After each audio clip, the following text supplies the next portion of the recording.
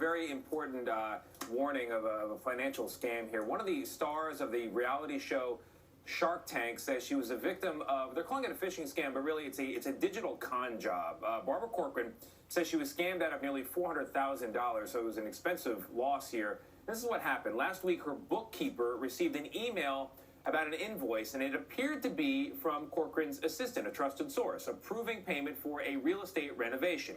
Corcoran said she was not suspicious because she's got a lot of money and she invests in lots of real estate and she does this kind of thing all the time. So she wired the money, and the lesson learned is that money, if it doesn't go to the intended recipient, you can't get it back. So they call this a phishing scam, but what it really is a con job, yes. And it nearly happened to me as well. What happens is, I remember you talking about fraudsters. You're trying to buy a house.